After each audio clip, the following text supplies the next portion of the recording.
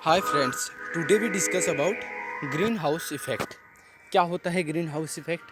कौन कौन सी गैसेज होती हैं जो ग्रीन हाउस इफ़ेक्ट के लिए उत्तरदायी होते हैं? कहाँ से ये गैसेज प्रोड्यूस होती हैं और इस ग्रीन हाउस इफ़ेक्ट का जो अपना ग्लोबल इन्वायरमेंट है उस पर क्या इफ़ेक्ट पड़ता है? इन सभी चीज़ों के बारे में आज के वीडियो में हम लोग जानेंगे। बात करते हैं हम लोग ग्रीन हाउस इफ़ेक्ट होता क्या है। जब हमारे सूर्य से जो सूर्य की किरणें हैं, जो सन रेज हैं, जो रेडिएशन है वो धरती की सतह पर आती हैं, जो क्या होती हैं इनकमिंग रेडिएशन, जिनकी वेवलेंथ कैसी होती है, लॉन्ग वेव लेंथ होती है, यानी कि वे लॉन्ग वेव रेडिएशन होती हैं।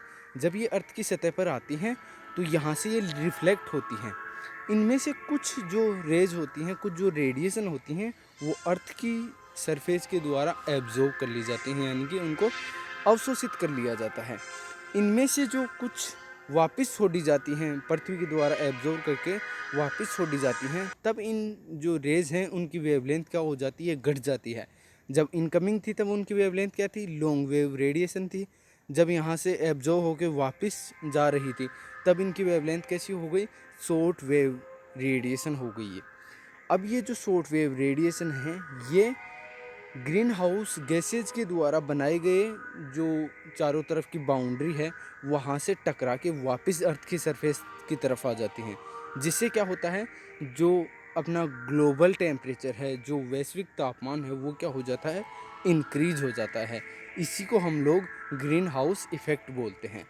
अब हम बात करते हैं ग्रीन हाउस गैसेज क्या होती हैं, किस प्रकार से ये चारों तरफ बाउंड्री बनाती हैं, किस प्रकार से चारों तरफ आवरण बनाती हैं। तो ग्रीन हाउस गैसेज क्या हैं?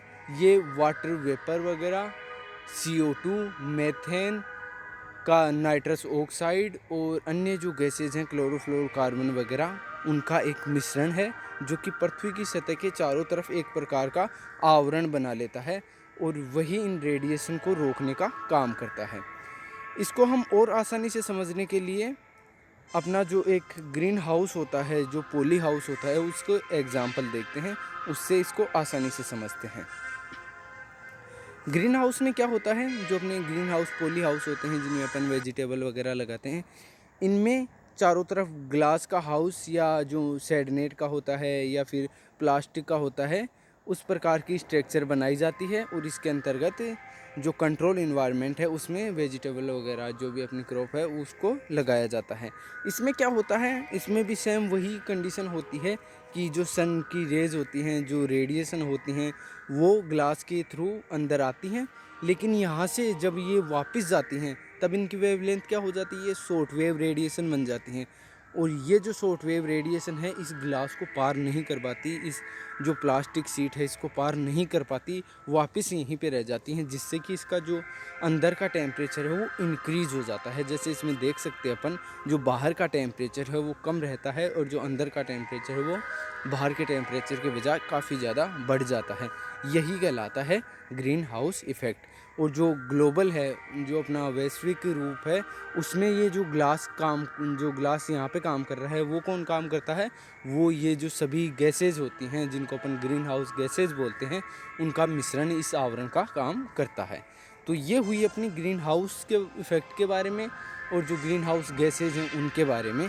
अब हम बात करते हैं जो ग्रीन हाउस हैं, जो ग्रीन हाउस गैसेज हैं वो कहाँ से प्रोड्यूस हो रही हैं।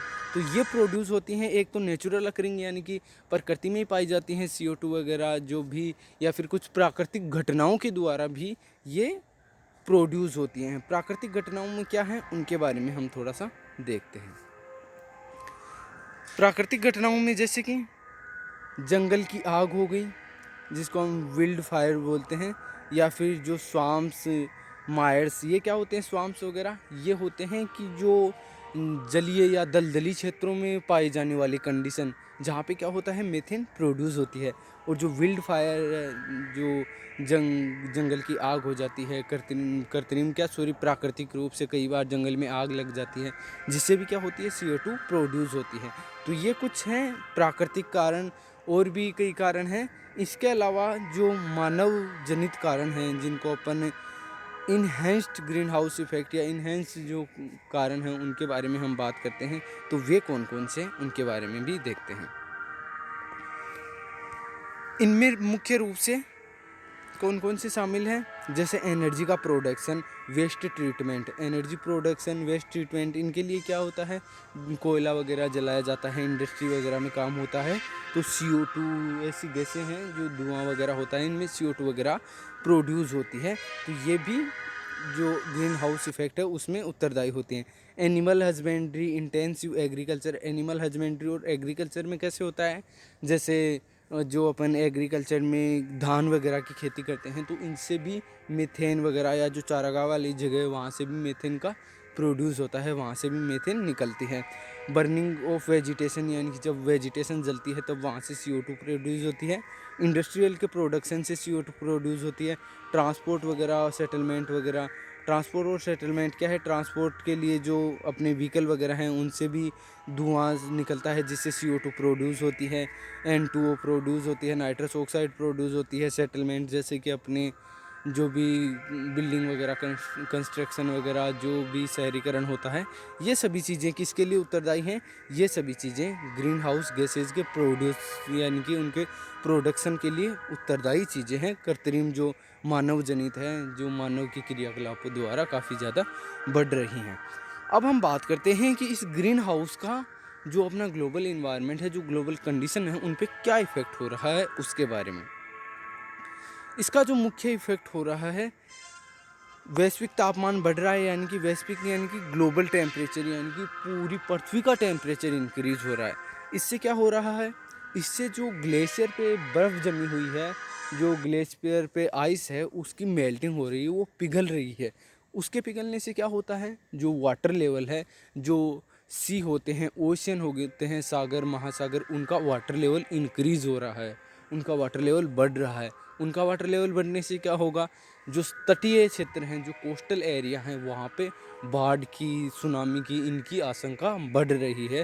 तो ये मुख्य कारण है किसके, ग्रीन हाउस इफ़ेक्ट के। ग्रीन हाउस इफ़ेक्ट से ग्लेशियर पिघलेंगे, ग्लेशियर से जो अपने ओशियन हैं उनका वाटर लेवल बढ़ेगा, और वाटर लेवल से जो कोस्टल एरिया है वहाँ पे काफ़ी ज़्यादा प्रॉब्लम आएगी। एक स्टडी के अनुसार ऐसा अनुमान है कि आने वाले 10-15 साल में कई हिस्से इससे, जो भारत हैं, उसके भी इस चीज़ से इफ़ेक्ट होंगे। तो जो ग्लोबल वार्मिंग है वो काफ़ी बड़ी समस्या है आज के समय में।